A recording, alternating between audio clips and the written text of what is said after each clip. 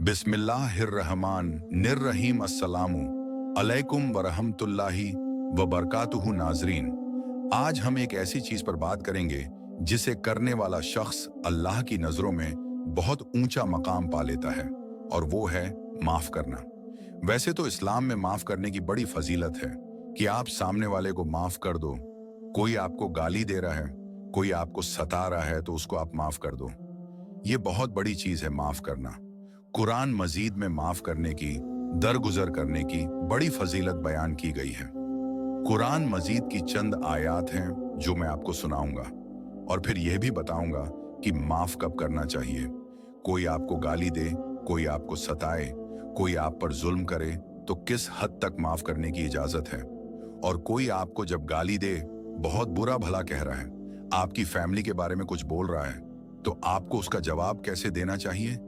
सबसे पहले कुरान मजीद की वह फजीलत वाली आयात मैं आपको सुनाता हूं जिसमें अल्लाह ताला ने माफ करने और दर दरगुजर करने की फजलत को बयान किया है। कुरान मजीद में अल्लाह ताला इरशाद फरमाता है कि अगर तुम कोई भलाई करो या किसी की बुराई से दरगुजर करो तो बेशक अल्लाह माफ करने वाला और कुदरत वाला है। इस्लाम माफ करने के बारे में क्या कहता है? कौन से वक्त माफ करना बेहतर है, कब जवाब देना चाहिए, और कब माफ न करना भी एक हिकमत होती है। माफ करने की फजीलत कुरान से। अल्लाह ताला ने कुरान मजीद में कई जगह माफ करने और दरगुजर करने की तालीम दी है। एक मुकद्दस आयत में फरमाया, अगर तुम कोई भलाई जाहिर करो या छिपा कर करो या किसी की बुराई से दरगुजर करो तो बेशक अल्लाह माफ करने वाला, कुदरत वाला है। सूरह निसा 149। यानी अगर कोई तुम्हें तकलीफ दे और तुम उसे माफ कर दो तो तुम अल्लाह के करीब हो जाते हो। जो लोग गुस्सा पी जाते हैं और लोगों को माफ कर देते हैं, अल्लाह उन्हें पसंद करता है। सूरह आल इमरान 134। एक सहाबी के बारे में आता है कि रसूलुल्लाह ने एक बार फरमाया, आज एक जन्नती शख्स मस्जिद में आएगा। 3 दिन तक वही आदमी आता रहा। एक सहाबी ने उसके घर जाकर देखा कि वह कोई बड़ा अमाल नहीं करता, लेकिन एक बात उसने कही, मैं हर रात सोने से पहले हर उस शख्स को माफ कर देता हूं जिसने मुझे दुख पहुंचाया हो। यानी दिल से माफ करना यह जन्नत की कुंजी है।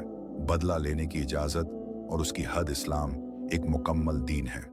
यह न सिर्फ माफ करने की बात करता है बल्कि इंसाफ और जवाब देने की भी इजाजत देता है, मगर हद में रहकर।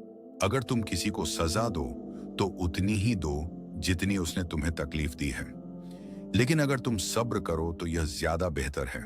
सूरह नहल 126। मान लीजिए कि किसी ने सोशल मीडिया पर आपको बेइज्जत किया। अब आप 2 रास्ते के बीच हो। 1, आप जवाब दो मगर तमीज से। 2, या आप चुप रहो और माफ कर दो। अगर आप माफ करते हो तो अल्लाह तुम्हारे नाम आमाल में एक ऐसा सवाब दर्ज कर देगा जो तुम्हारे रोजे और नमाजों से भी भारी हो सकता है। सब्र और माफी हिम्मत वालों का काम। जो सब्र करे और माफ कर दे, ये हिम्मत वालों का काम है। सूरह शूरा 43। आज लोग समझते हैं कि माफ करना कमजोरी है, लेकिन असल ताकतदार वो है जो अपने गुस्से पर काबू पा ले। आपके रिश्तेदार ने आपके खिलाफ झूठी बात फैलाई, आपको बुरा लगा, गुस्सा आया, मगर आप उस पर पलटकर इल्जाम नहीं लगाते, बल्कि सब्र करते हो, दुआ करते हो, या अल्लाह इसे हिदायत दे। यही सब्र का असली इम्तिहान है। कब माफ ना करें?